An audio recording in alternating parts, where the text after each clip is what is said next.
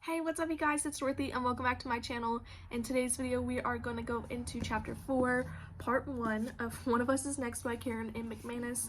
This chapter is a long chapter. Pretty much all of them are long chapters, but this is a pretty long chapter, so it's going to be split up into 2 parts. So yeah, let's get right into this video. This video may contain sensitive topics and foul language. Excuse me, if you do not wish to continue, please click off of the video now. You have been warned. Chapter 4, Maeve, Thursday, February 20th. I should know the protocol for checking in with someone who just got their deepest, darkest secret leaked to the entire school. I'm kind of rusty though, it's been a while. I was at Cafe Contigo yesterday doing homework when the text about Phoebe came through. As soon as she took a break from serving tables and checked her phone, I knew the gossip was true.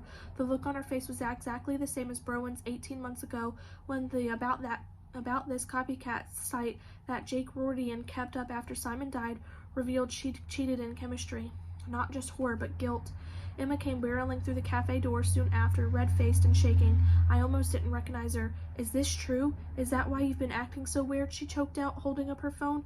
Phoebe was at the cash register counter next to Louise's father, taking her apron off. I'm pretty sure she was about to play sick and get out of there.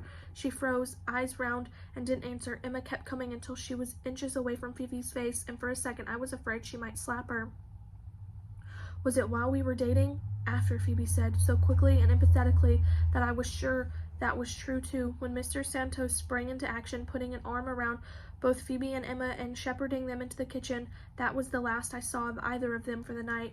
I thought Mr. Santos had been quick enough to keep their fight private until I noticed 2 sophomores from the Bayview High baseball team approaching the counter. Take out for Reynolds, one of them said to the waiter, who was suddenly covering the entire room, plus the cash register. The other boy never looked up from his phone. By the time I got home and checked in with Knox, he'd already heard everything. Guess the latest Bayview gossip monger knows their dirt, he said. Last night I kept wondering if I should text Phoebe. You okay?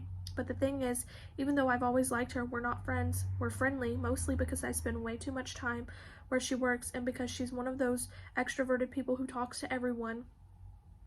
She gave me her number once just so you'll have it, but I've never used it before, and it felt weird.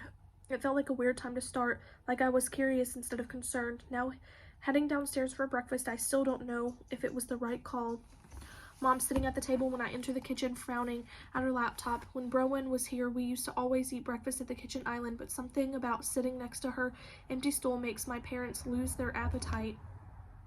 Mom would never say it because Browen being at Yale is a lifelong dream for the both of them, but I think she feels the same way. She looks up and flashes me a bright smile. Guess what I got her? Then her eyes narrow as I pull a box of Fruit Loops from the cabinet next to the sink. I don't remember buying those. You didn't, I say. I fill a bowl to the brim with rainbow-hued loops, then grab a carton of milk from the refrigerator and take a seat beside her. My dad comes into the kitchen straightening his tie, and Mom shoots him the evil eye. Really, Javier? I thought we agreed on healthy breakfast foods. He only looks guilty for a second. They're forfeited through with essential vitamins and minerals. It says so right on the box. He grabs a few from my bowl before I add milk and pops them into his mouth. Mom rolls her eyes. You're as bad as she is. Don't come crying to me when your teeth rot. Dad swallows the cereal and kisses her on the cheek, then the top of my head.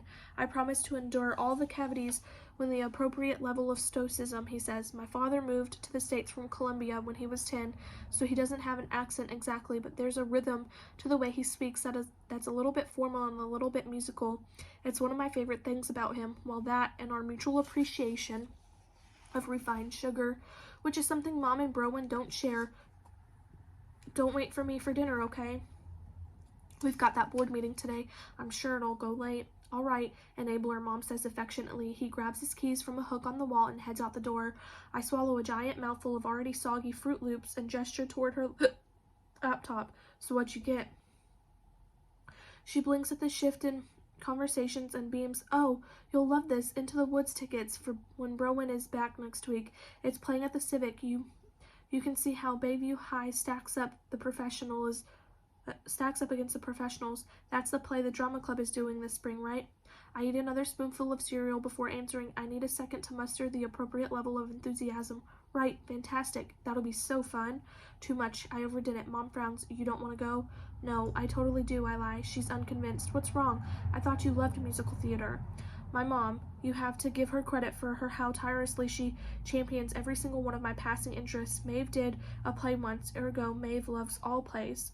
I was in the school play last year and it was fine, but I didn't try out this year. It felt like one of those things that I'd done once and could now safely put on the shelf of experiences that don't need to be repeated. Yep, tried it. It was all right, but not for me, which is where I put most things. I do, I say. But hasn't Browen already seen Into the Woods? Mom forehead creases. She has. When I chase the last of the Fruit Loops with my spoon and take my time swallowing them. Over Christmas, I thought, with Nate. Bad lie. Nate wouldn't be caught dead at a musical. Mom's frown deepens. She doesn't dislike Nate exactly, but she doesn't make a secret of the fact that she thinks he and Browen come from, as she puts it, different worlds. Plus, she keeps insisting that Browen is too young to be in a serious relationship. When I remind her that she met Dad in college, she says, when we were juniors, like she'd matured a decade by then. Well, let me try to catch her in check, Mom says. Reaching for her phone, I have 30 minutes to return them. I smack my forehead. You know what? Never mind. They didn't see Into the Woods. They saw that Fast and Furious Part 12 or whatever. You know, same thing pretty much. Mom looks confused, then exasperated as I tip my bowl to loudly guzzle the pink milk. Maeve, stop that. You're not 6 anymore. She turns back to her laptop, brow furrowed. Oh, for God's sake, I just checked my email. How can there be so many already?